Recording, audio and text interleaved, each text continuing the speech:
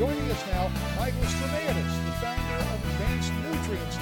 Michael, thanks for Skyping in. And what is your position on this? Do you agree that this provision in this spending bill undermines the will of the people of the District of Columbia? Absolutely does. Clearly, people of the District of Columbia voted for it and legalized it, and it should be legalized. Now, Michael, you say decriminalizing marijuana allows a sin tax on its purchase. What does this mean, and what would the money from this tax go towards? Well, look, a lot like take the Oregon, they just passed medical marijuana, and 40% of the tax revenue goes directly to the schools, and 20% goes into drug and alcohol programs. So we're really missing out on a great opportunity for taxation and helping our schools, and God knows our schools need it today. We've been slipping in national standards worldwide for years now, and we need help, and this would be a great way to help the schools out. We got about 6 minutes left in our discussion, and we really appreciate you Skyping in all the way from Bulgaria. By the way, right. does Bulgaria, I'm a European officer. As you're there in Europe, what are the rules on pot or the laws on pot in Bulgaria?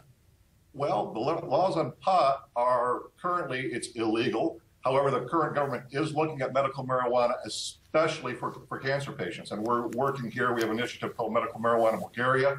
And we actively are pursuing and are engaged in making medical marijuana legal here in Bulgaria. Now, Michael, you say making pot illegal has led to overcrowded prisons, high crime rate, the high costs of the war on drugs. Is its legalization a slippery slope, do you think? Well, no, not really. If you consider it, because legalization and medical marijuana is now active in all these states, it's saving the American taxpayers between $10 and $14 billion a year because of we don't have to enforce all these marijuana prohibition laws. And that 10 to 14 billion is also including the current tax revenues that are on the Well, Michael, you know the counter argument. People say, yeah, the tax revenue looks very inviting, but still there are laws on the books, even in a place like Colorado, not with the sales specifically, but with the abuse in much the same way that alcohol, driving under the influence.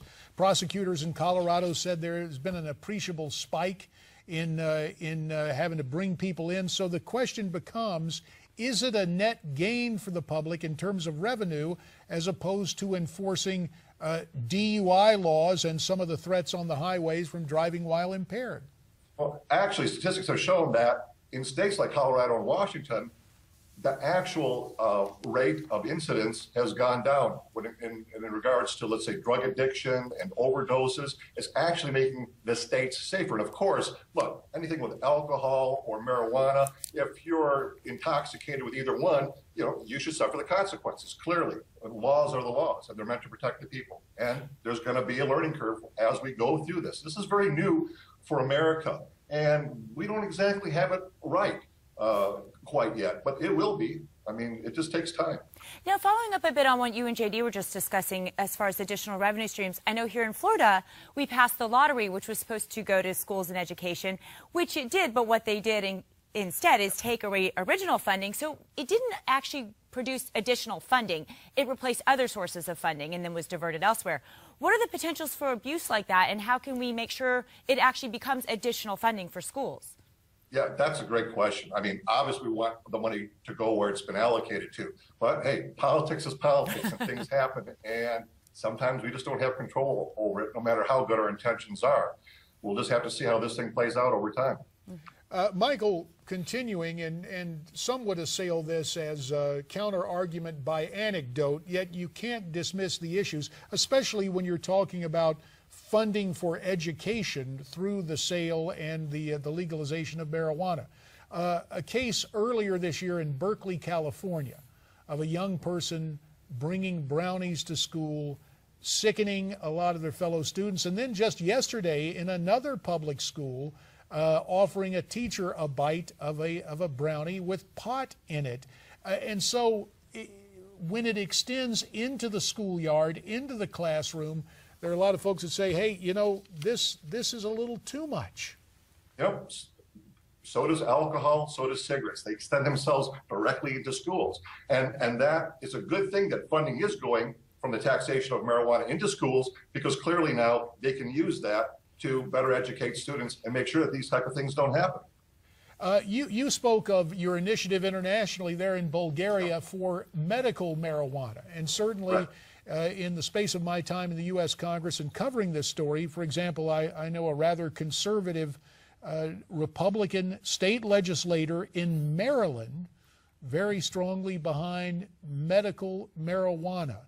But isn't medical marijuana just the first step to broaden out to more widespread and free usage?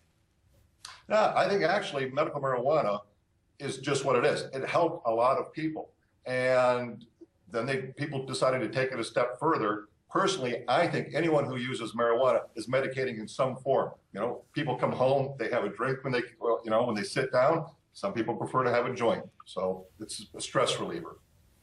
So, Michael, according to drugsense.org, over half of all drug arrests, 750,000, they're saying, were for cannabis. I mean, this seems like a huge amount of money we're spending to criminalize this and to put these people behind bars, prosecute them. So we'd be saving that in addition to the revenue stream we're generating. Got a minute to answer, Michael. Got a minute. Go ahead, sir. Okay, as I said earlier, yeah, we're going to save between 10 and 14 billion a year just because of what you said there. And you're absolutely right. It is going to relieve a huge tax burden off the American public. You know, it's curious. This is a great thing. Staggering numbers. Staggering numbers brings to mind John Steinbeck, who wrote Of Mice and Men. We're having a discussion of mathematics and marijuana. We very much appreciate sharpening the pencils, talking about what's going on in Colorado, talking about your efforts internationally. Michael Stromiadis, we very much appreciate it. Now, you heard what Michael... Hey, it's great to have you, sir. You heard what Michael had to say. You legalize pot, you can fund education. Do you agree with that? Why don't you tweet me your response at NewsmaxTV, hashtag America's Forum. There's also newsmaxtv.com/comment. And don't forget Facebook. America's Forum continues following this Newsmax Now.